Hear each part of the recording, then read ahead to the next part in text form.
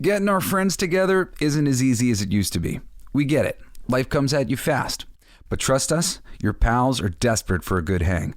And when they hear you stock the party with drinks from Drizzly, they'll be banging down your door. Let Drizzly, the go-to app for drink delivery, take care of the supplies. All you need is an excuse. It doesn't even have to be a good one. It's your dog's birthday. The loquats are finally ripe. Whatever. With Drizzly, you can compare prices on a massive selection of beer, wine, and spirits and get them delivered straight to your door, which means you can entice the crew to leave their houses without ever leaving yours. Whatever the occasion, download the Drizzly app or go to drizzly.com. That's DRIZLY.com. Today. Must be 21 plus. Not available in all locations. Man, I wish they had Drizzly when I used to play D&D and Riffs. Maybe it's time for me to start again. Thanks, Drizzly. Do you ever feel like life is a never-ending series of lessons while you try to find purpose, meaning, and answers? I am Vanessa Fontana, the host of Figuring Shit Out, a podcast where we undertake self-help, coming of age, and healing. As I live my 20s in New York City figuring shit out myself, I've realized that if you spend your whole life trying to get your act together, you don't have a life. You have an act.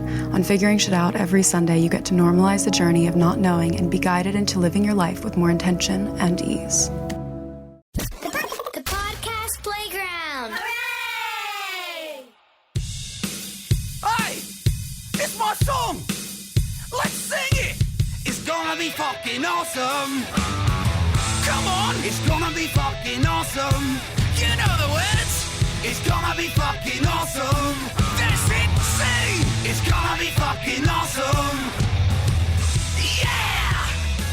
Hello, hello, hello, my fellow Coolest Geeks. How are you guys doing? I'm doing great. I had a really great day yesterday and have come into the new year kind of feeling really good. I'm excited about life, about things, about possibilities. I kind of want to start, I'm going to cover things a little bit less I don't know. I mean, if there's things to cover, like what I'm going to cover today about this freaking Avengers lineup is ridiculous. I won't be able to help myself, and I'm just going to have to comment on them. But I'm thinking I want to try to have some more abstract conversations in the near future, just about concepts and stuff that are underlying so much of the trouble that's going on in the world. It's very frustrating to those of us in the middle, and I know you're probably in the middle with me if you're here, or you're just a very reasonable person on one side or the other. Because if you weren't reasonable, I don't think you could hear the things that I say on this show, even though I try to say them as fucking sugar-coated as I can, because I really do feel for those who feel as though they're being oppressed by the rejection of wokeism. But what everybody has to realize is this system is rigged. This is a rigged system. The moment any new idea gets put into the system, it gets corrupted immediately, because our system is so corrupted. It has been corrupted for so long. The one consistent thing that I noticed when I was reading book after book after book, whether it was about the health or the military or various insider stuff on previous wars and what, it's just every time you finish a book, like one of these books from an insider, you go, oh my goodness, it's like this crazy fluke that this happened, or this represents a system of corruption that I can't even just begin to imagine. And for years, I didn't necessarily believe in that system of corruption. But the 1,000th time you finish a book and you go, holy shit, this is either a crazy fluke or what? Or shit is really corrupt and very easy to manipulate. And the gulf of money, I've talked about big money before, between regular people money, what we think of. My father's a rock star. He's regular person money. He's regular person rich. He's not really rich. We're in the same fucking boats that you're in. I don't got hands in my dad's pocket. I don't have a trust fund. This shit is for a certain elite class of people, not your average person. And little Danny Snyder is a fucking blue collar dude. So this world is just run by powerful interests that say very little hire the people to represent them through proxies, through the many arms that they have. And everything is controlled. It's all controlled opposition. It's controlled fighting. Just keeps us fighting for fucking forever. You know, look at this freaking Palestine and Israel thing. I mean, I think any reasonable, rational person says, oh my God, this is just all awful. I would love to see all hostilities here rev down. And if you're acting emotionally and you're like, look what they did. This. Unfortunately, you're playing right into the hands of the people who want us to fight for forever and who are very interested in us going to war and us staying in war for forever. So you can't act emotionally, especially not when you're dealing with things like terrorist organizations and stuff and, you know, blame Palestine for the actions of, you know, whoever the fuck. Unfortunately, there's awful things that have been going on in that place for a very long time. And I'm sure that there are people there with a lot of PTSD freaking out because they've lost family members and whatnot to this conflict. It's been going on a long time. War is ugly. You know, the fact that we have people on either side going, hey, you know, this is wrong. But like, it's not just one side going. It's there's sides, and I know people think that some of the people taking positions that they're taking are crazy, but we have to stop doing this thing where we just go, you're crazy. Like, you know, we gotta meet that middle ground. You know, you got to talk to those people about why they are feeling so strong on Palestine. We have to have reasonable conversations intellectually so we can understand and get on like the same page. We don't have to agree. We don't have to come to the same conclusions, but we at least have to be able to walk away and go, oh, this person thinks that there's a whole bunch of tomfoolery going on here that's designed to make the Palestinians look bad so that they can wipe them out of Israel. Oh, okay, well, I can't prove or disprove that, but now I can understand that, okay, well, maybe this is an understandable reason why you're not taking the information at face value because you've been shown something different that you believe, and now you're thinking differently than me. But understanding each other intellectually, again, even if we don't, okay, I don't believe that, but that's how you do it. I don't necessarily believe that, but we have to get to the place where we're all in the middle and we're all taking care of each other's freedom. I wrote a song yesterday. I'll debut it here for you, but it's just a fun little tune, and it goes, what's so funny about the American way? What's old-fashioned about the U.S. of A? 'Cause the U.S. of A means freedom for they, means freedom for everybody. So stay free. Stay free, not for you, but for me, 'cause I want to stay free. So stay free, stay free, stay free, stay free, not for you, but for me, 'cause I want to stay free. Yes, I've got to stay free, so stay free. What up, guys? Jesse Blaze Snyder here. And whether your resolution is to save money, eat better, or stress less, HelloFresh is here to help you do all three. Say hello to your most delicious year yet with fresh ingredients and chef-crafted recipes at a price point you'll like, delivered right to your door.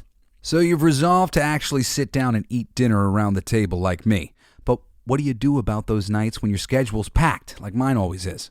Turn to HelloFresh's lineup of quick and easy meals, including their 15-minute recipes designed to help minimize mealtime stress. It's really awesome, actually. My brother, Shane, he was doing Twitch, and he had a sponsorship from HelloFresh. So me and my girlfriend at the time, we got a bunch of HelloFresh meals, and we ended up doing it for a few months because it was just awesome. It was super convenient. The biggest thing about it that I liked was that I didn't feel like I was wasting food all the time because everything was cut into portions exactly what you needed for the meals.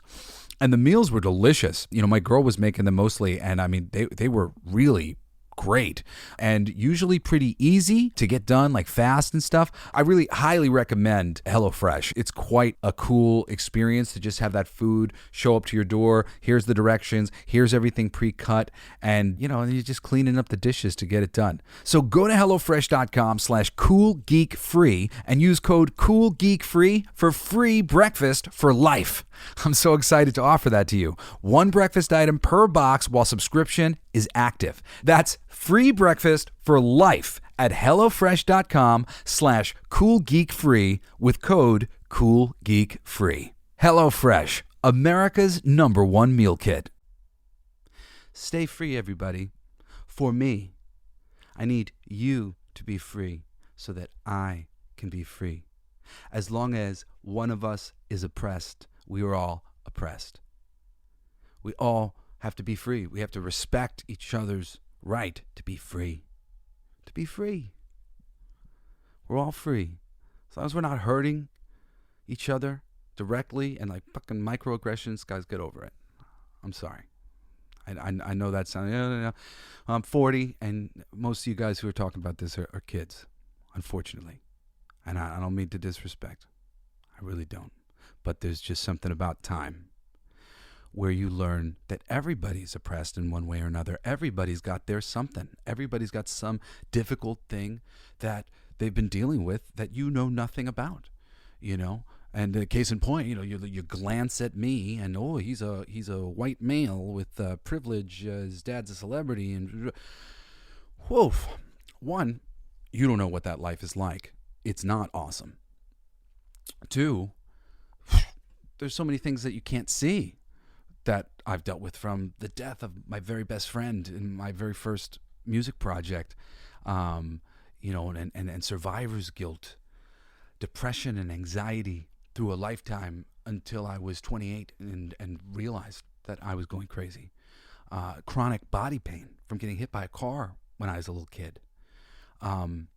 Real difficulty with communication, being misunderstood by people around me because I have a lot of energy and I'm generally kind of like pretty confident because my parents are confident, so I just learned how to be confident. And but because I have a little like kind of Asperger's, I wouldn't sort of realize how people were reacting to me. And people would always used to think that I was really egotistical and egocentric, and I wasn't. Like, I'm a person pleaser. I love people. I'm just always trying to have fun and make people laugh and have a good time. And oh my goodness, I went through such a crisis of like faith in myself because I was realizing that I was like bothering people. Like I was too big for the room or something, and I was annoying people on some level. That was, oof. I mean, there's so many ways to go through terrible things in this life.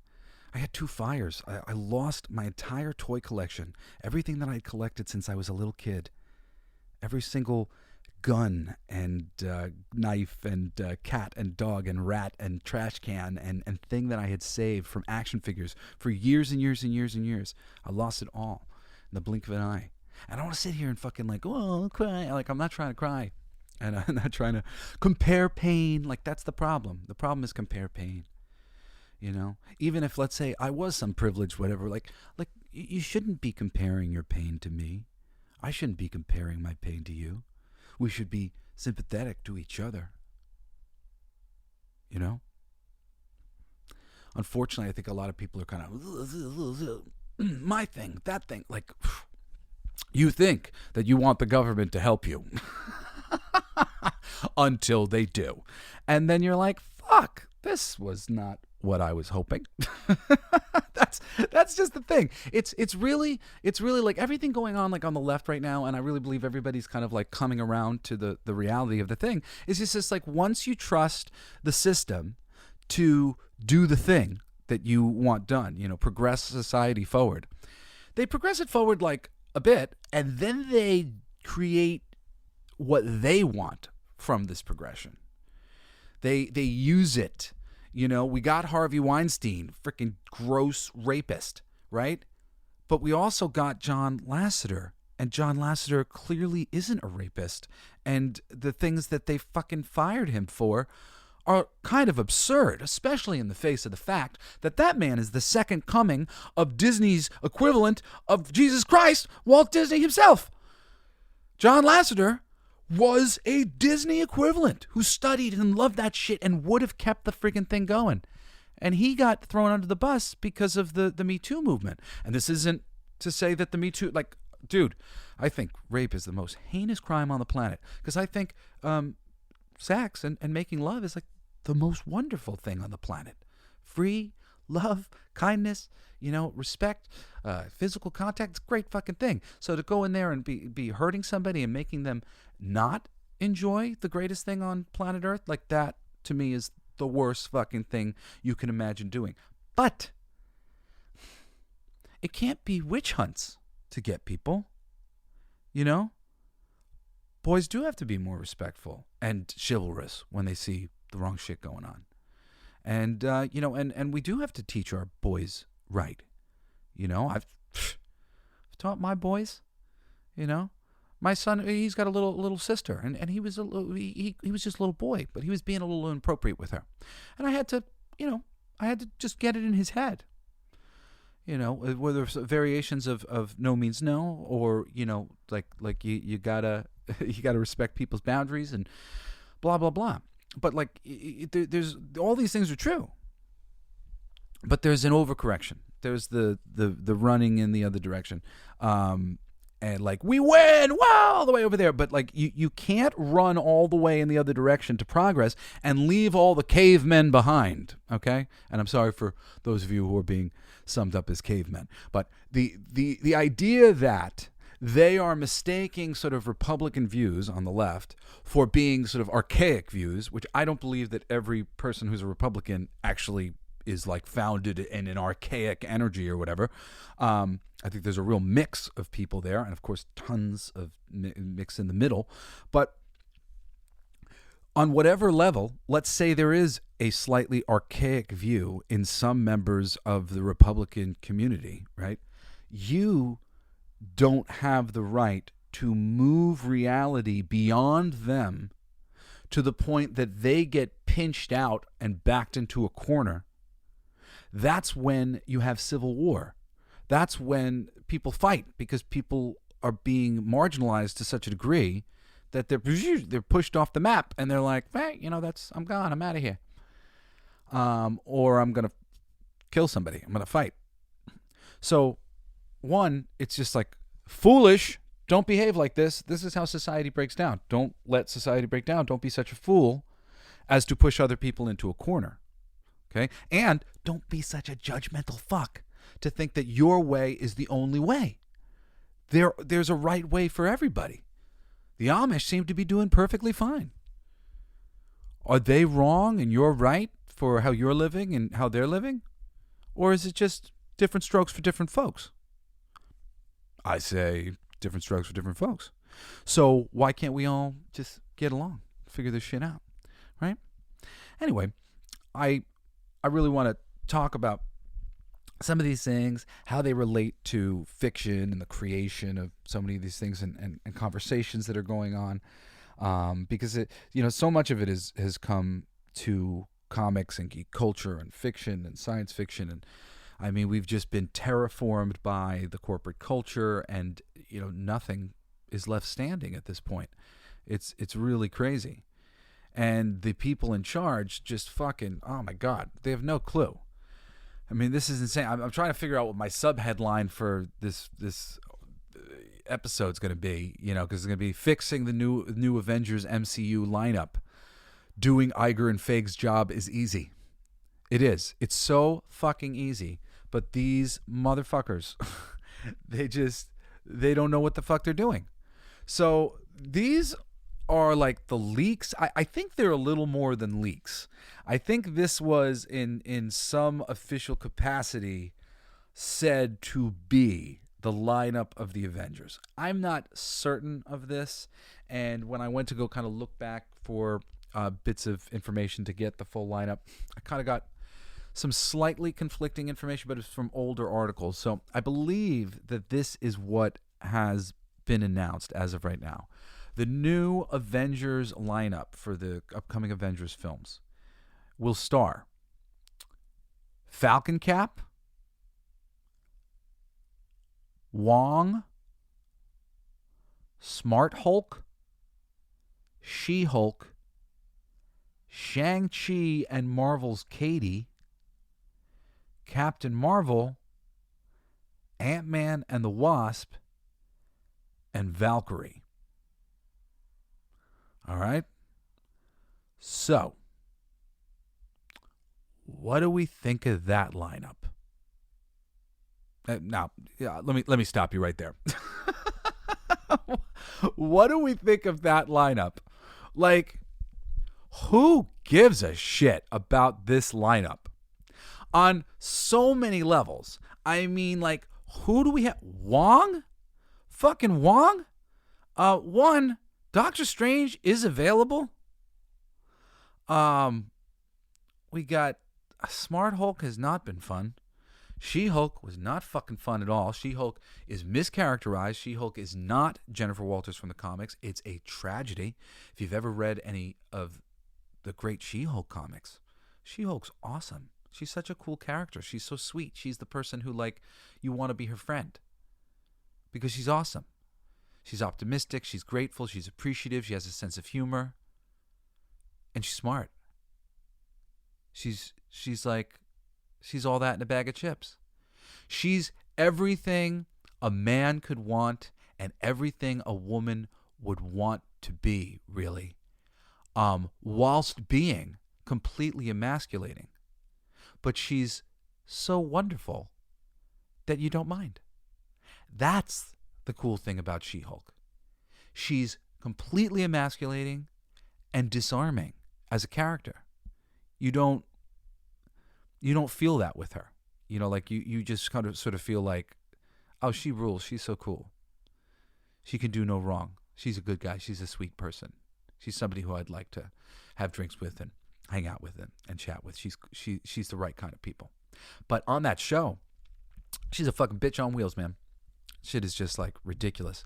That whole fucking speech that she gives to Hulk in the very first episode, I didn't make it very far into that show because I was so upset on so many levels. I mean, just it's not even about what they made and the quality of what they made. It's that they ignored what had already been made and the quality of that they didn't bother to adapt that, because when I turned on the TV to put on She-Hulk, I was expecting to see my favorite character, Jennifer Walters. She's one of my favorite characters in all of comics. Jennifer Walters. She's just a fucking great character. She's a dope girl.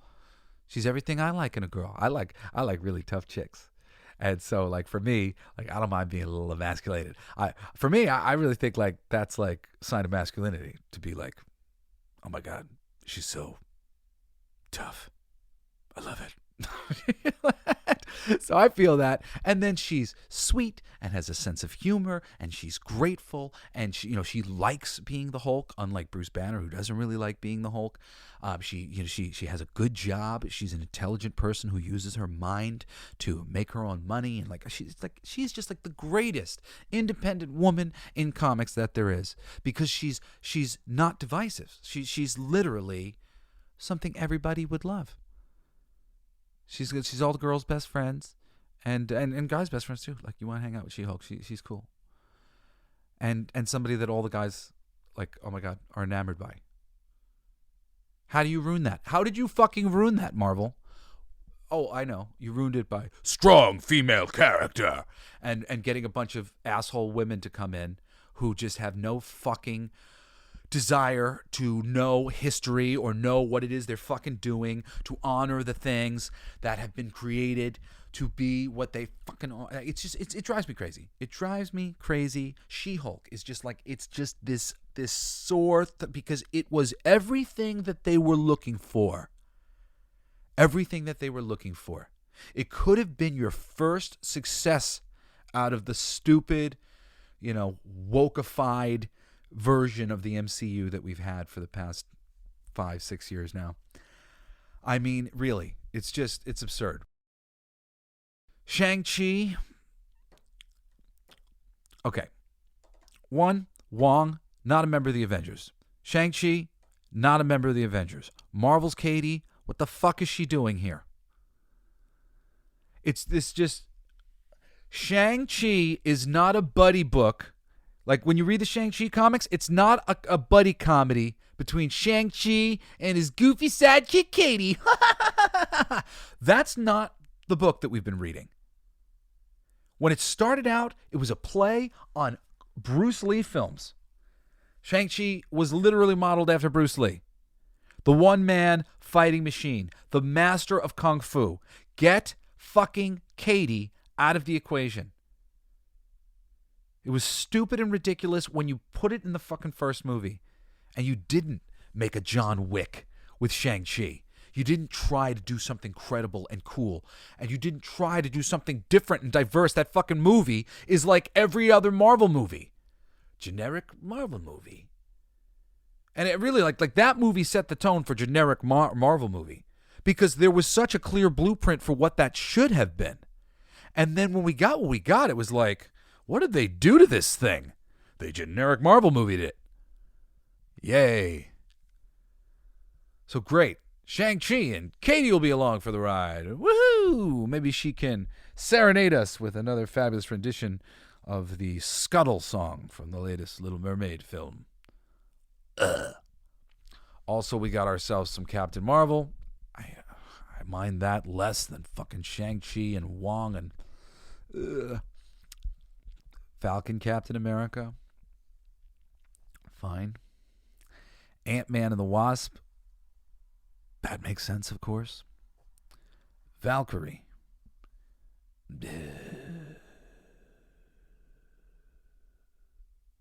I don't know. She's really worn out her welcome with me.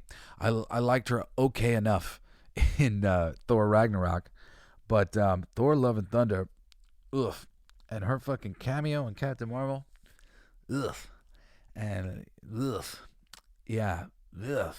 I don't know why the fuck they put her in a suit. It's like the fucking stupidest thing ever. Like there's like a man-tailored suit. I don't fucking get it. I'm a king, so I'm like a man in a suit.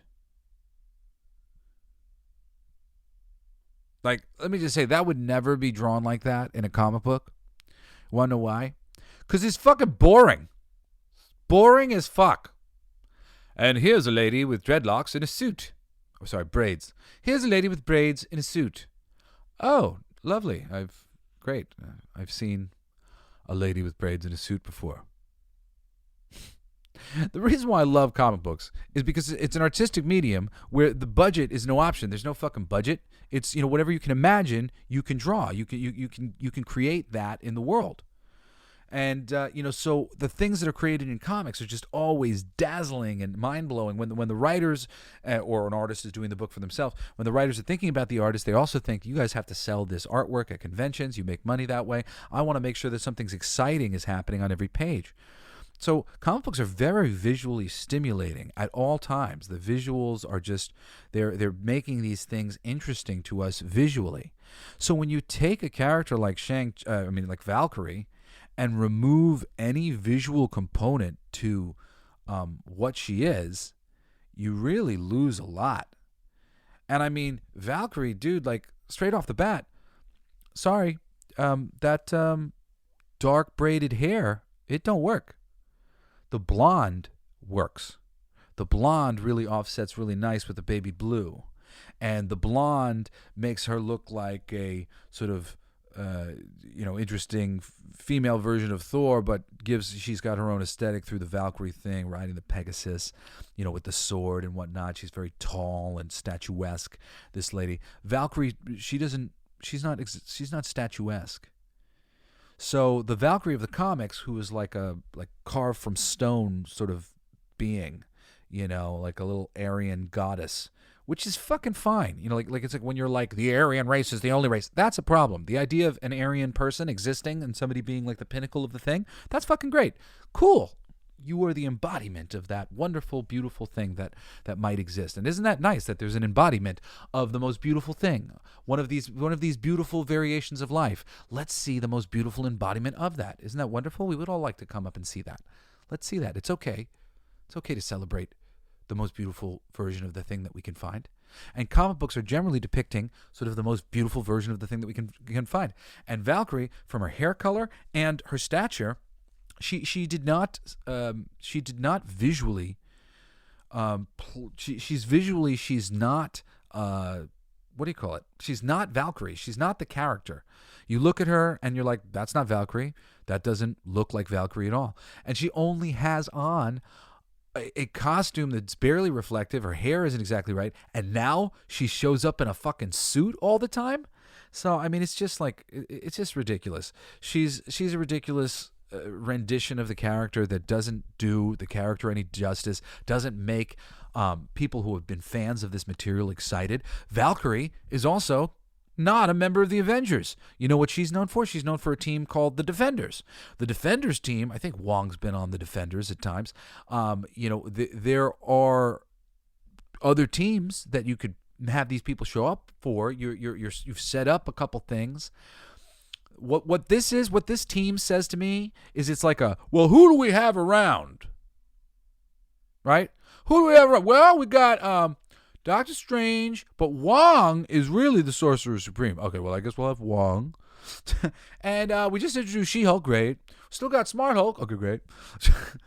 Aren't those redundant? No, great. We got Shang-Chi and MArvels KAtey. And I say MArvels KAtey because that's how they write it on everything. When they made a toy and it was MArvels KAtey. MArvels KAtey sat on the fucking shelves. MArvels KAtey. Shang-Chi's little sidekick chick that he dicks around with. Oh my God. You know, these superheroes are supposed to be the pinnacle of something that represents something fucking meaningful. And God damn it, man. I mean, no, not at all. Like, these characters don't. So it's ridiculous. Who else we got? Well, we lost Cap, but we got Falcon Cap now. Okay, we'll use Falcon Cap. And we got Captain Marvel still. Okay, great. Yeah, well, she was always on the team. Ant-Man and the Wasp. Okay, well, we got to give the Wasp a chance to be on the Avengers. So, okay, we can take them both over here. And we got, should we use Thor or Valkyrie? Well, let's see. How many women do we have here? We've got 1 woman, 2 women, 3 women, 4 women. And how many men do we have? We've got 1 man, 2 man, 3 man, 4 man, 5 man. Oh, that's not going to do. No, so no Thor. Let's go with Valkyrie. Dude, you know that's how the decisions were being made. If this comes true, if this is like, maybe it is bullshit, but like I said, I do believe this was like officially announced as like this was going to be the team. Clearly, they'll have a chance to fucking get people's opinion on this and take a pulse, but all right. So, how do we fix this shit? Easily, my friends. Easily. As far as I'm concerned, there's at least 3 routes they could take that are far superior to what they have here. And, I mean, this is at least. If we're talking about, like, off the top of my head, if you just are going from, all right, well, what do we have? What's still working? You know, what'll get butts in the seat? It's Doctor Strange. It's Hulk and making him a dumb Hulk again. It's War Machine. It's maybe the Falcon Cap. I guess he's the one that you got on the table. So Falcon Cap leading a team with these guys, perhaps Thor. I mean, though they've damaged him so much, but maybe they could start to do something good with him. You know, if they, I'm sure he's like nervous to freaking come back, Chris Hemsworth, because of like what an embarrassment, like a joke that they've turned his character into. It's ridiculous. But you take those strong characters, maybe you get the new Hawkeye and, I mean, not new Hawkeye, you get Clint Barton Hawkeye and the new Black Widow. You know, she's great. She's strong. And I mean, if you must Captain Marvel, if you must Ant-Man and the Wasp, you know, but give us the characters that we want. Like, that's fine. Done. Stop there. No Shang-Chi. No fucking Smart Hulk. No She-Hulk. No Wong. No Valkyrie. Okay? I mean, we'd all prefer no Captain Marvel, too. unless it friggin' matters. But so I mean, you could do it like that, which would be much better than what they're doing right here. But what you can also do is a few things. You could do a loose adaptation of the mid-late 80s Avengers that has some wonderful stories. Specifically, they introduced the Masters of Evil. I think introducing the Masters of Evil, focusing on villains, introducing really good versions of some of the most classic Avengers villains, that I think would be worth their time. You know, get Mr. Hyde on screen, doing a proper wrecking crew. There are a number of great characters on the Masters of Evil who could be souped up, like, you know, by a good actor playing them, and, you know, just doing a nice job on their costumes and whatnot, and doing it right. That would be very appealing to fans. That would be very appealing to old fans. Like, you know, you're like, okay, we'll do another Avenger. But yeah, but like if you showed us something that we wanted to see, that we've been wanting to see for a long time, that could solve the problem. And like the original lineup on that Avengers thing is kind of small and great. It's originally led by Captain America, with Thor, She-Hulk, Black Knight, Monica Rambeau, Captain Marvel, and Dr. Druid. You could easily turn this team into Falcon Cap, Thor, Doctor Strange, or Wong instead of Dr. Druid, She-Hulk, the Monica Rambeau Captain Marvel, who you just promoted in the Marvels movie, and the Kit Harington Black Knight that was introduced at the end of Eternals. That's a great lineup. They also have other characters who were involved in these stories, like the Submariner and trying to remember. Oh, Hercules, I think, too. And Hercules they just introduced. So Hercules, Submariner, granted they did a terrible job with that fucking Submariner, but maybe they can save it in future versions of the movie. I don't really think so. But those things are there for them to do. A simple, strong team where you've got, it has to be Falcon Cap, but you've got some interesting characters. We get to get Monica Rambeau, Captain Marvel, instead of Carol Danvers. Carol Danvers isn't popular. We don't really like her, but Monica Rambeau, we like her okay. That Black Knight as a character is really fun and cool, and we all like Kit Harington from Game of Thrones. That's a great one. If you recharacterized Jennifer Walters, if you brought us a little bit more of like a serious Thor, and gave us, maybe Wong or Doctor Strange or Dr. Druid, whatever, it doesn't necessarily matter. That team right there is very strong. Strong, simple team, focus on the bad guys. Okay, so that's resolution number 1. Resolution number 2 is there was a team, and look, I understand why they might not want to do this team and this thing at this stage of the Marvel Universe, but it was there for them to do for a second before things went off the rail, which is the West Coast Avengers team. The West Coast Avengers team classically is led by Hawkeye, who is alive and well. Features his wife, who has been showed to be Mockingbird in the films. Linda Cardellini would be awesome to, even if you had her just come back for one mission, doing an I'm too old for this shit kind of thing. It's great. You've got Ant-Man and the Wasp, or Giant Man. You've got U.S. Agent. You've got War Machine. These are all characters who have already been introduced by these films. So all of these pieces are on the table. The West Coast Avengers. And, I think there are ways to do this where you could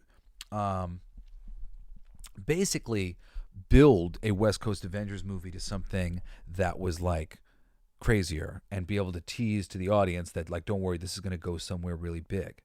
Also there's members of the other original West Coast Avengers members like Tigra and Wonder Man, who are awesome. This is the proper way to introduce Wonder Man. Wonder Man is a great supporting character on a team. People have come to love him because he's a great supporting member on a team. It would behoove Marvel to introduce him similarly so they can get a similar effect in the Republic Zeitgeist. But also on this West Coast Avengers team, you get characters like Scarlet Witch and Spider-Woman, which I don't know necessarily they would want to do. Scarlet Witch and Vision.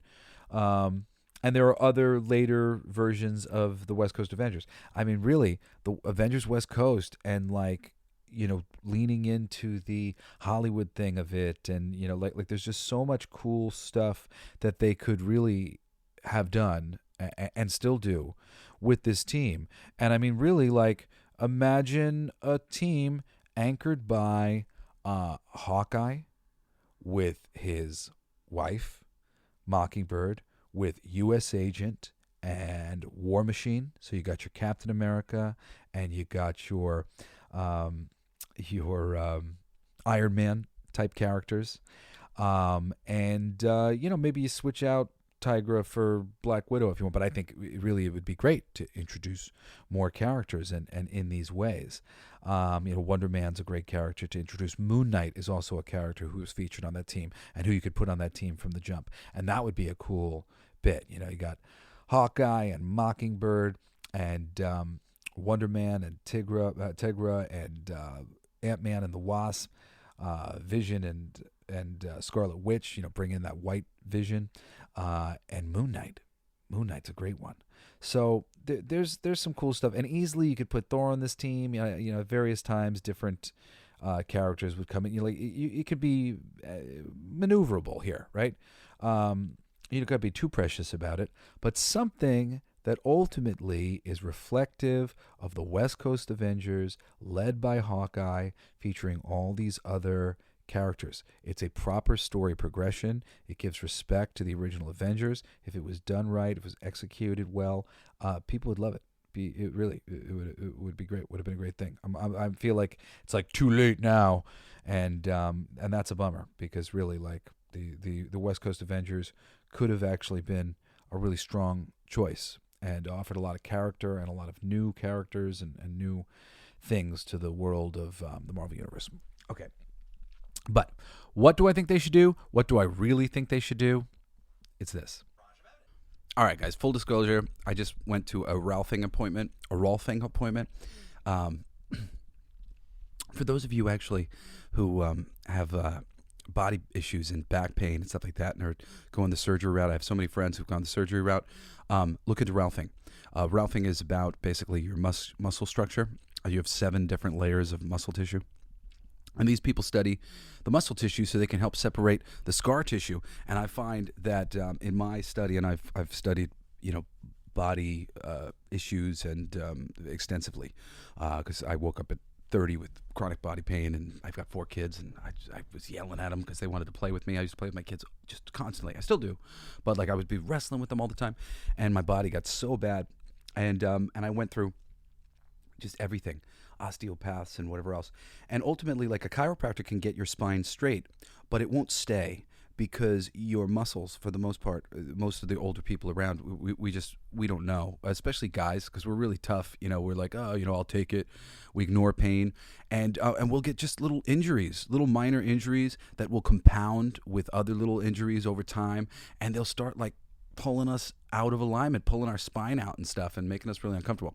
So anyway, I just went to this Ralpher. Thank you to my mommy. My mom, for Christmas, she got me 4 appointments. Ralphing's a little expensive, but it's very, very helpful and a great alternative to surgery. If you're starting to look at that stuff, go see if a Ralpher can help you, because major help for me. I feel so much better. This was my second appointment, and like, oof, feeling good. So anyway, sorry, I took a little break because I was running up against the clock, and I had to go do my appointment. But I want to get to this final choice, the choice that is there for them to make. It really, like, especially because, and I mean, this is one of the things that made me question a little bit the report exactly as it is, because there were additional reports that Spider-Man is going to be the star of every one of these Avengers movies. So that initial list that I gave you is with Spider-Man. But here's the thing. Spider-Man is not really a traditional member of the Avengers. He's become a member of the Avengers in the past, like, I guess maybe 20 years now or 15 years now. And there are some great stories with him, but they're mostly towards the beginning of him being launched into this thing. What they should be adapting right now is the story called The New Avengers. They got to give you a new Avengers team. In my headline, in order to describe this to you, I had to say the New Avengers lineup. So adapt The New Avengers. The New Avengers was led by Captain America and Iron Man. So you'd have to switch it out for Falcon, Cap, and War Machine, but they could fill those roles perfectly fine. And then the rest of the team is made up of the heavy hitters of the Marvel Universe, which they really need to bring in. Spider-Man and Wolverine, as well as Luke Cage, which you can pull from the Netflix series, which would be a really great nod to that. He's a great casting as Luke Cage. He'll be a great Luke Cage in the films. People would be happy about that. And the other two members of the team are Sentry, who they're looking to introduce right now. It looks like they're going back against their race swapping of him. There's rumors that maybe Ryan Gosling's playing the Sentry, which would be super cool. He's a great casting for the Sentry. Sentry's one of my favorite characters. Was introduced by Paul Jenkins. I don't know how great of a job they're going to be able to do with him, but he's still just such a powerful and kind of interesting character that that there's a lot of cool stuff to do with him. So the Sentry's about to be introduced. Luke Cage has already been introduced in the Netflix. You've got Falcon, Cap, and War Machine as suitable substitutes for Captain America and Iron Man. And you could also introduce Spider-Woman is in this incarnation of the team. She's a cool character.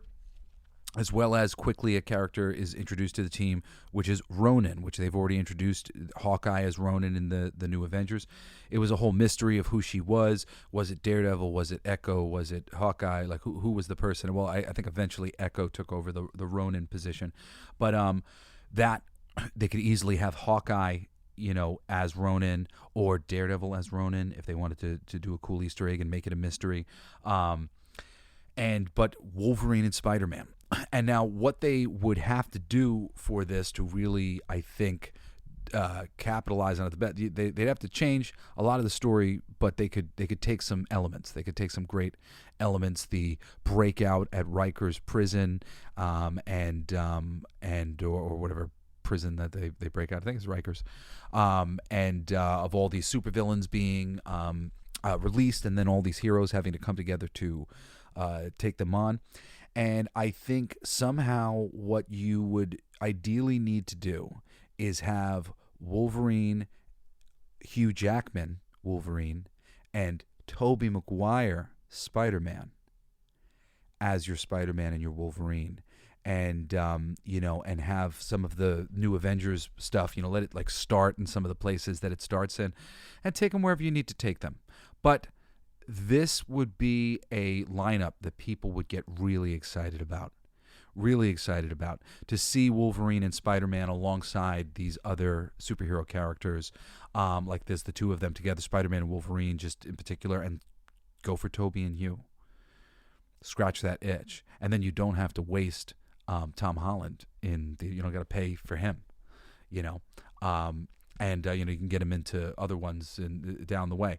But the New Avengers is really what I think would have been smart for them to introduce.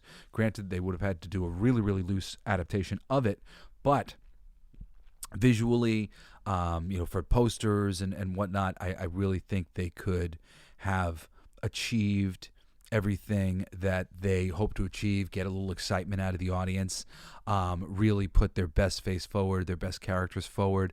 Falcon Cap might not be as beloved as others, but on a team of Avengers, he functions in the Captain America role perfectly fine, as does Rhodes, Roddy, the War Machine. I think that could have been great. And I mean, if they are getting feedback from this fucking list just really guys, nobody is interested in these characters. We like Wong as a supporting character to Doctor Strange. I'm not ready to see him in his own fucking movie. I'm not ready to see him as a member of the Avengers. There's no precedence for this. Nobody's asking for that. This is like when you do the race swapping thing and the gender swapping thing, and nobody asked you to do that. So you've done it, and we're like, okay, we're sort of living with the fact that you've done something that we didn't ask you to do. And the same thing goes for like this. Oh, well, let's give you an Avengers filled with characters who aren't generally associated with the Avengers. Yay? I mean, like, I don't know. Like, seriously, I don't know how to fucking react to an Avengers film with that roster. That's not the Avengers. Not in any significant way that I care to read. You know, I mean, there's an art to putting together a good team of super characters. You know, if you're going to put together a team of the X-Men and you have all these people to choose from, and you're going to put together a team of the Avengers and you have all these people to choose from. But the fundamentals of every single one of these teams is the pillars of the team. And usually it's 1, 2, 3. Superman, Batman, Wonder Woman. Captain America, Iron Man, Thor. Doctor Strange, Silver Surfer, Hulk. 3 characters that are really strong and have a following and have people that like them are enough to make a great team. But it starts with those 3. And then from there, everything becomes about the stories that you're trying to tell. So, you know, there may be characters who are on the team because you're telling characters stories that are in space. So we need, Jack of Hearts and whoever it might be. You take on characters for the story. And then you take on characters to fill in the gaps for what you have. Okay, we've got Superman, the ultimate good. We've got Batman, the ultimate human achievement. We've got Wonder Woman, the ultimate woman, a god figure. She plays a couple roles. Wonder Woman's a little bit of an odd bird, but pinnacle of femininity. Let's call it. Now, who do we add to the team? Well, as a lot of people learned over time, Hal Jordan wasn't always like the best person to put on the team because he didn't necessarily interact with the other characters in necessarily like a good way. Like the either he was like folded into the team in like just a really amicable way and it was just boring, or he was like too crass and just was like against everybody, you know, like an island person.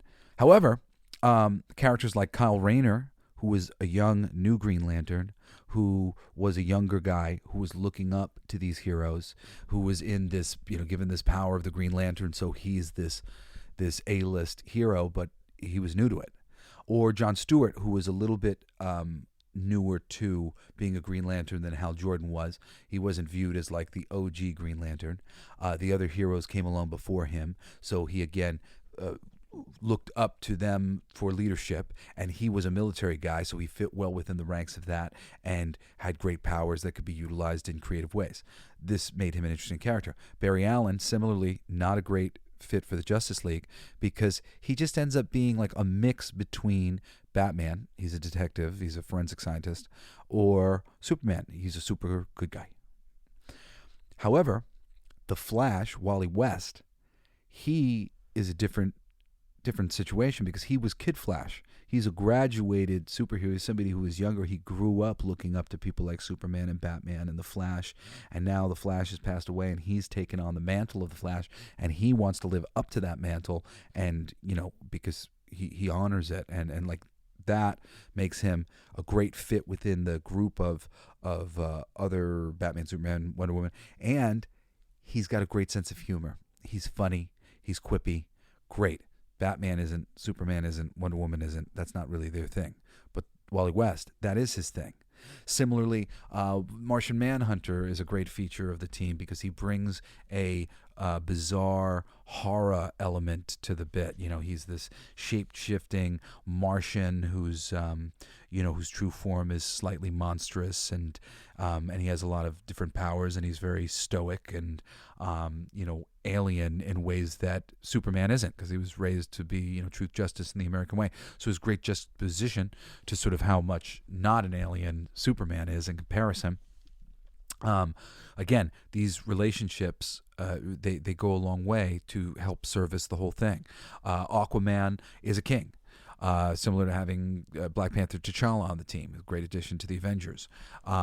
He's a king. He has a different perspective. He has an oath to his people ahead of saving the world, but he also is a moral person that wants to do the right thing.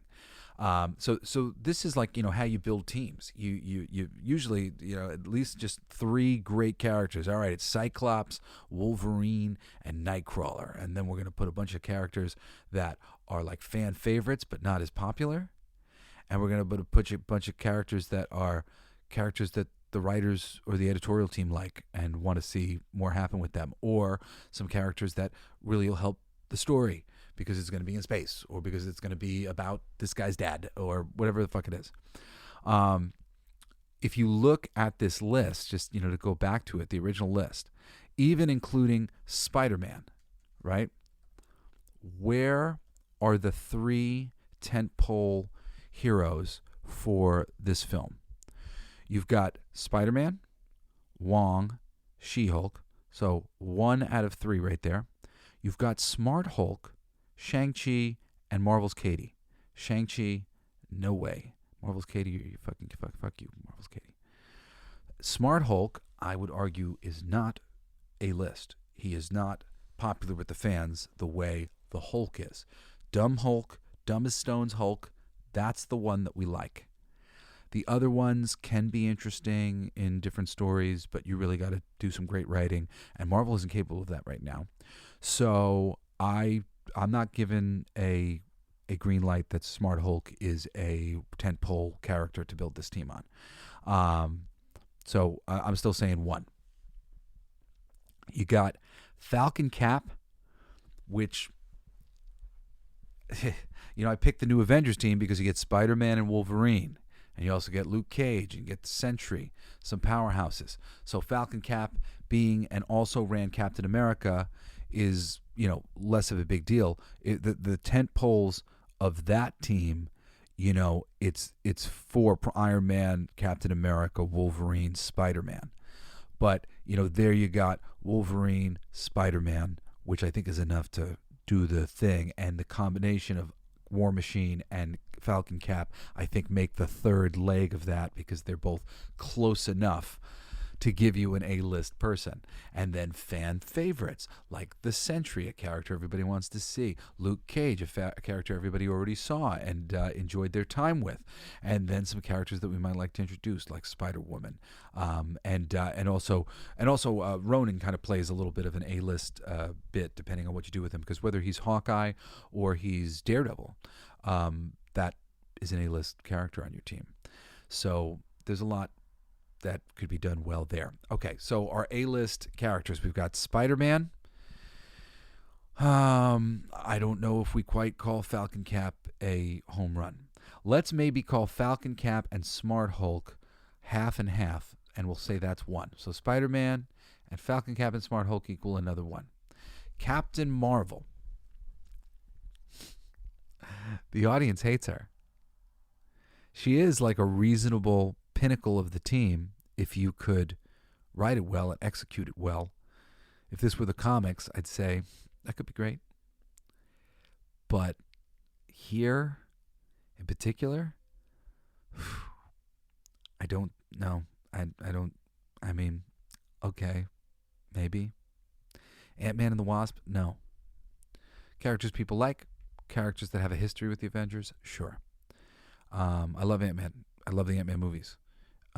Having him on an Avengers team doesn't make me go, oh man, like this is so amazing. I'm like, all right, who else is on the team? But like, I'm glad Ant-Man's on the team, but he gets utilized in like small ways. Ant-Man movies that are based around his world are a little bit more fun because they're built that way. But him in the Avengers movie, it's like, oh great, I'm happy about that. That's like Luke Cage. Yeah, cool, nice, that'd be cool. But I'm not like, oh my God, it's Ant-Man and the Wasp. And then who's last? Valkerie. Dude, she's not even supposed to be there. Where's your temple? Your temple is the best I can name here is Spider-Man, Captain Marvel, and Smart Hulk. If they were smart and they made him Dumb Hulk for the movie, then you'd have Spider-Man, Dumb Hulk, and Captain Marvel. And that, we're getting a little closer to something. But then when you go, and who are the extra characters to make it cool? Well, we got Falcon Cap, and we're like, all right, cool. We got Captain America, and we got Ant-Man and the Wasp. We're like, all right, cool. And then we got She-Hulk, oh, I fucking hated her in the fucking TV show. And we got Wong, that's in Doctor Strange available. And we got Katie. Who the fuck's Katie? And Shang-Chi, he's not a fucking Avenger. What is he doing on the fuck? I mean, granted, he's been an Avenger in more recent years, but they haven't even successfully launched him as a ground level character. It's so stupid. And Valkerie. I mean, it's just, I don't trust them at all. I can imagine this sort of being put together very like slapdash, so like the Avengers team isn't even formed until the end of the movie, and it's like, whoa, what could it be tomorrow? And but like, who gives a fuck? Who gives a fuck about this team? Seriously, Marvel, if you listen to this, if anybody fucking smart is listening to this shit, back to the drawing board. Go back. You need to abandon these things. Shang-Chi and Marvels KAtey. Dude, you didn't sell any merch, okay? All the shit's in the cutout bins at fucking Ollie's all across the Midwest. All right? Nobody bought any of that shit. People aren't into it. You failed. You failed at that execution. Wong's not ready to happen. I don't think Wong's ever going to be ready to happen, despite your desire to make him happen. He's a great supporting character. Keep it that way. She-Hulk. Oh my God. I mean, like, you gotta reverse engineer that entire fucking thing. Falcon Cap is fine with me. It's not as great as having Steve Rogers there, but Falcon Cap can fill in a role here, in lieu of Captain America himself. And Valkerie, it's just such a bummer. And I mean, this is like the last thing I'll say about it before I wrap up the show. But it's just, these characters have imprinted through my eyes onto my soul and my heart and my love for them. It's not racist for me to love the character as it is. It's not sexist for me to love the character as it is. There's nothing wrong with loving something. You're essentially accusing everybody of being fucked up because they loved the original thing so much that they didn't feel like you honored it properly. And your response to that was, well, there's something wrong with you. And I don't think there's anything wrong with anybody. I don't want to see any of these things changed. Valkerie, it's just such a joke. I haven't read enough stuff with Valkerie. I've never really imprinted on that character in any way except her visual. So having her in Thor Ragnarok, it was as if a new character was in Thor Ragnarok. That wasn't Valkerie that I had any idea about. That wasn't a character I had experience with. It's a new character. And the new character is picked up and made a big deal in all these different ways, and the more they are, the more you're like, but that's a new character that I don't care about, so I don't care that you're elevating that character to this place or that place. I've had enough time to decide that I even like that character. All I know is it doesn't remind me of the character that it's supposed to be. And like, that's a fucking reasonable thing. I did have love for the Valkerie character from the small appearances that she had, from my knowledge of her in various capacities, showing up in books on various teams or whatever else. And the visual, she's not one of my favorite characters or anything, but any juice that you're going to get out of me for like, oh, hey, it's one of those things I like, is her looking like she's supposed to look.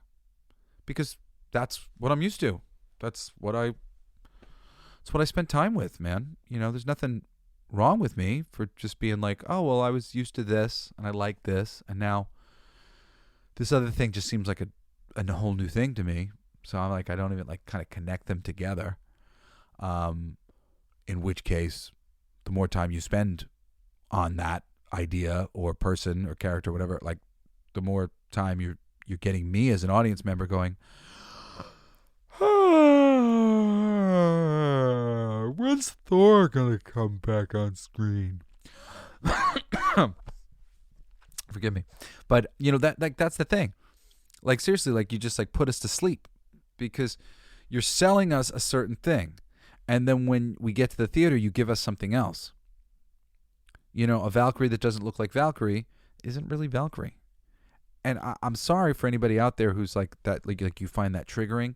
But like, just think about it. With any character that you love, that you've pictured throughout your whole life. And I mean, if you're doing fan fiction and you imagined a black version of Romeo and Juliet, like, you know, that's totally cool. But anything that you did picture in its proper thing that's different from you, you know, like I don't want Luke Cage to be white. I don't want Black Panther to be white. I don't want Storm to be a man. I don't want Rogue to be a man. I don't want Psylocke to be a man. Right? Do you? Do you want any of the characters that you recognize one way to be shown to you in another way? Does it sort of like, I mean, granted, being shown to you in another way is cool. Like when you see cosplayers do, like that's actually really cool. And bring to, but it's always them trying to bring to life the thing as accurately as possible, despite the fact that, you know, maybe they're a different race or a different sex or whatever it might be.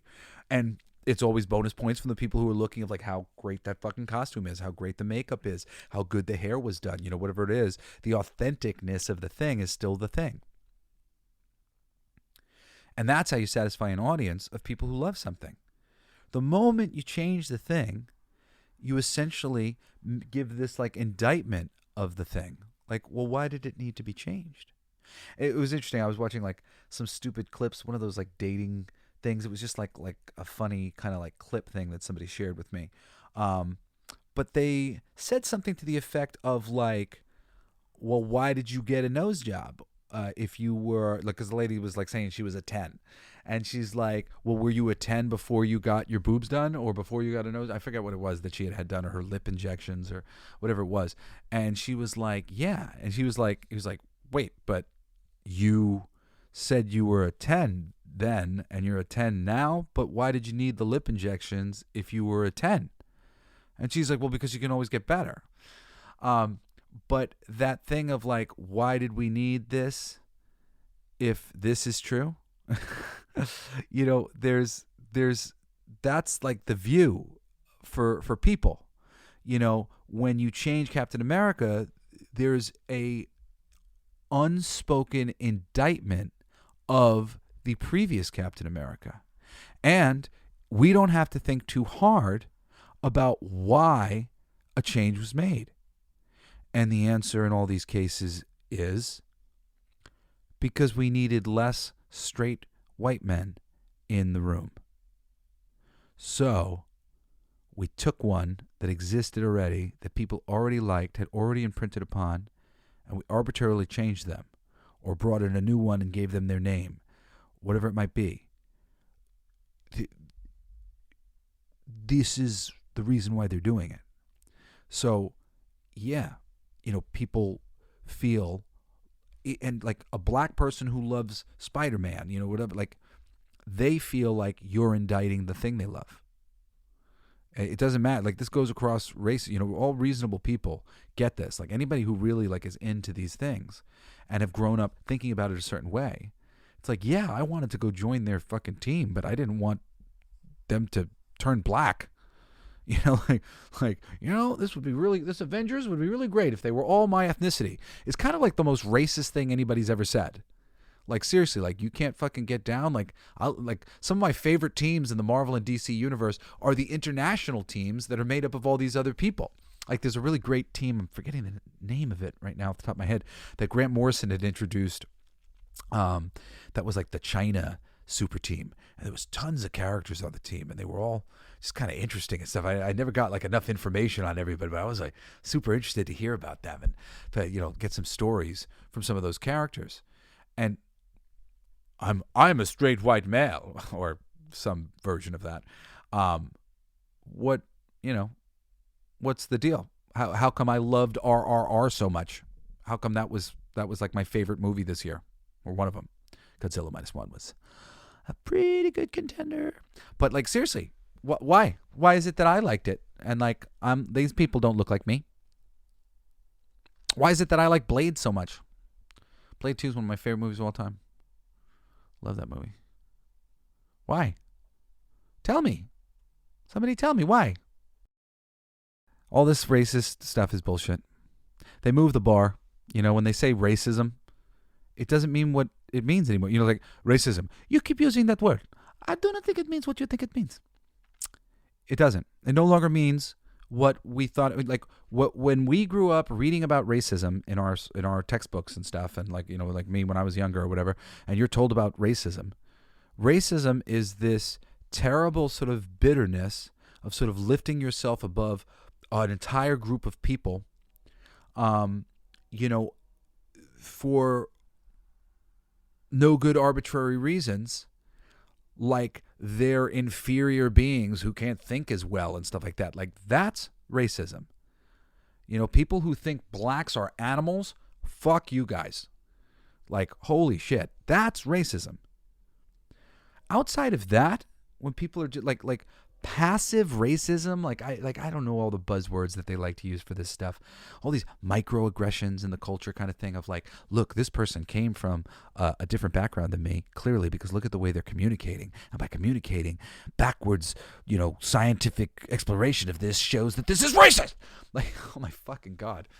Like, it's just crazy. We're like literally pulling people back to positions of, granted, people are wise enough that it hasn't become like that they've gotten racist or sexist or I don't know what you would call it, isty against gay people and whatever else, because they know it's not all the gay people and all the trans people, because we have friends, if amongst my trans and gay friends and whatnot, like the majority of them are more reasonable than the majority of my straight friends who are liberal.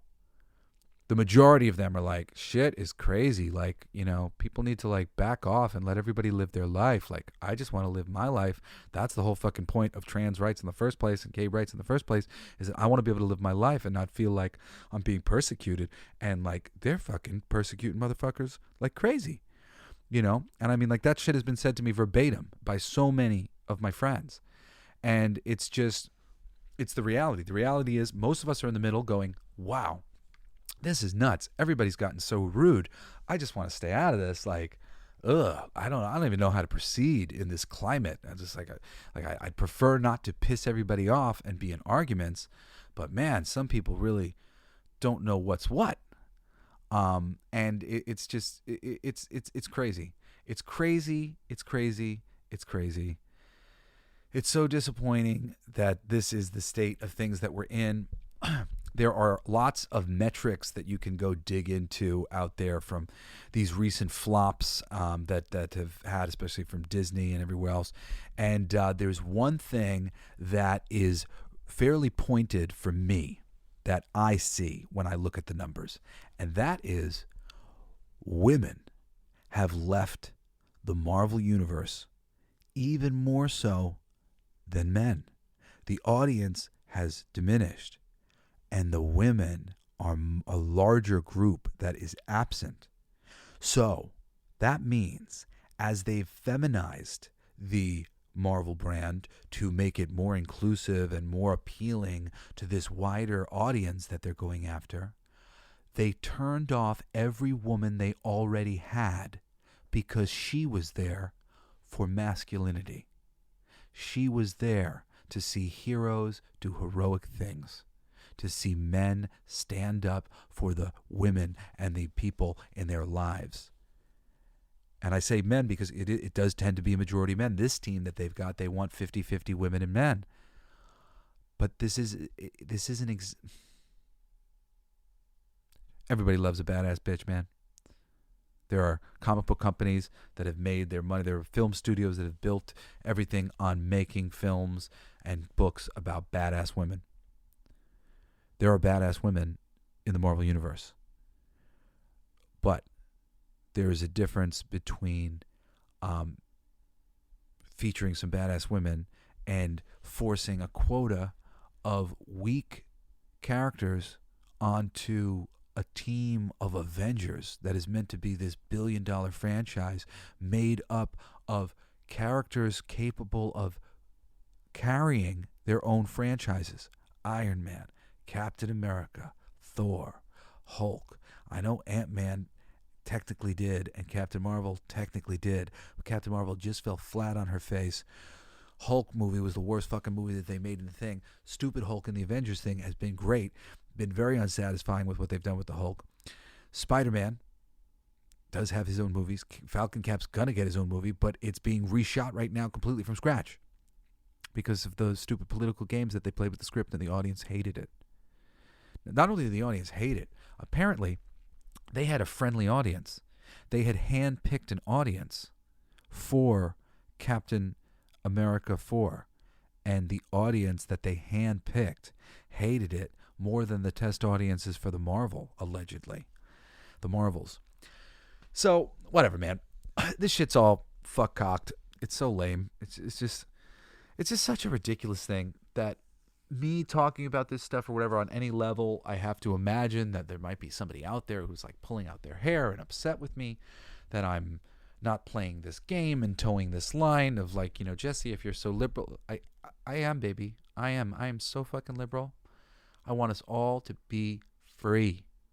I want us all to be free to do whatever it is that we want to do, that we feel driven to do. I want everybody to find their something, find that love in their heart, and have a great life. And I want to see, I want to find out what it is. I want to see that sculpture. I want to see that painting. I want to see the beautiful things that you all create when you get in alignment with your heart and start doing the shit that you want to do. I want to see the world be a better place. This shit, hyper liberalism, it ain't it, because it's just a mask that corporatism is using to trick us, keep us fighting, throw us crumbs. I'm old enough to have seen, you know, enough Democratic presidencies that accomplished nothing. I'm so ashamed to say that fucking Trump's presidency did more positive things that I can name than any other president in my lifetime. And you might say, what, Trump? Like, what? Dude, he didn't go to war. No other president, as long as I've lived, has managed that. And I thought Obama was going to do it, man. And fucking Biden, I figured, well, at least we got this thing going. And he jumped right back into the fucking wars. And freaking Trump, he lowered the price of insulin. And another major drug that I'm forgetting right now off the top of my head. And I was like, oh, well, at least that was finally done. I thought freaking Obama was going to do some of that shit. No. Fucking Trump did it. I couldn't even believe it. I was like, really? No, I'm looking that up. Fuck. That's awesome. I literally can't name anything that any of the other presidents have done. Like, you know, like there's like a basic idea of like, oh, well, Obama gave universal health care, but I mean, that's been very aggravating. It's been there's been a lot of oof. Like, I mean, it's just nothing seems to get done in any sort of good or satisfying way. I can't take it. I can't take it. I can't take living in this world. Right? No, I do, because you guys are here. And like, seriously, write me a letter, jesseblaze@jessesnyder.com. Tell me how I'm not the only one who feels this way, just like stuck in the middle with crazy people. And I just want them all to calm down and, you know, like, so we can really make some progress in this world. We have the technology. We can do things. We can make this world a better place. We can take care of everybody. It doesn't have to be the way it is right now. And it just, I feel like so many people are like watching out for themselves at the expense of the whole. And I think we just all need to come together and, you know, kind of trust that if I give you your freedom, you'll give me my freedom kind of thing. And I hope that people could do that. I feel like people are waking up more and more and more to the uselessness of the conversations that are going on, and, you know, and just what it's doing to the world, you know, just everything that's been going on these past bunch of years. It's rough. It stinks. And because of this world and this, we have fucking an Avengers movie starring Wong, She-Hulk, Smart Hulk, Shang-Chi, Marvel's KAtey, Falcon Cap, Captain Marvel, Ant-Man and the Wasp, and Valkerie. And hopefully Spider-Man. Jesus Christ, Marvel. Bob Iger. Oh, wake up and do your fucking jobs, man. It's easy. It's easy. Read some comics. Well, that's it, Coolest Geeks. I'm your passionate geek culture commentator, Jesse Blaze Snyder. Write me at jesseblaze@jessesnyder.com. Please, I love you all so much. I look forward to hearing from you. I love all of the people that I've heard from already. I try to get back to everybody. If I fail to do that, forgive me. Thank you for listening to my show. I really appreciate it. And I hope you will join me again next Saturday and this coming Wednesday for another ass-kicking episode of The Coolest Geek Alive. You've been listening to Coolest Geek Alive with me, your host, Jesse Blaze Snyder. Don't forget to rate, comment, and subscribe for more excellent geek culture content. Thanks for listening. It's my favorite part.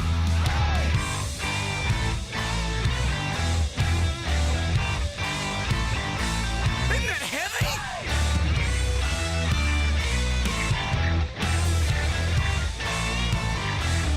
I played that. It's gonna be fucking awesome. Coolest alive. It's gonna be fucking awesome. Stay with your tribe. It's gonna be fucking awesome. Revenge of the Geeks. It's gonna be fucking awesome. Week after weeks. It's gonna be fucking awesome. Laughing with you. It's gonna be fucking awesome. And crying sometimes too. It's gonna be fucking awesome. Spelling it out. It's gonna be fucking awesome. Making you shout.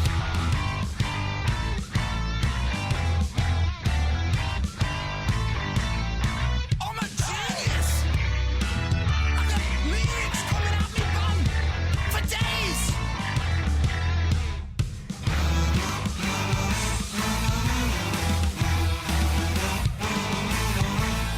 You like that? It's a kazoo solo.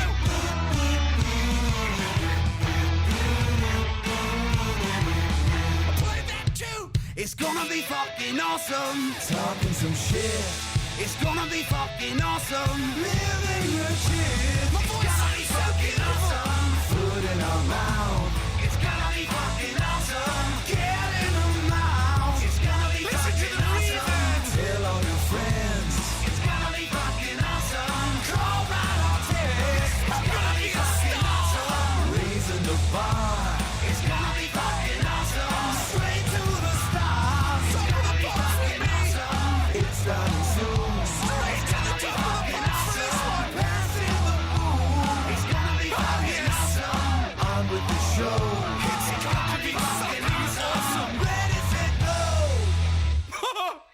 It's gonna be fucking awesome. Fucking awesome. It's gonna be fucking awesome. Just wait. You'll see. You'll all see. The podcast playground. Hooray!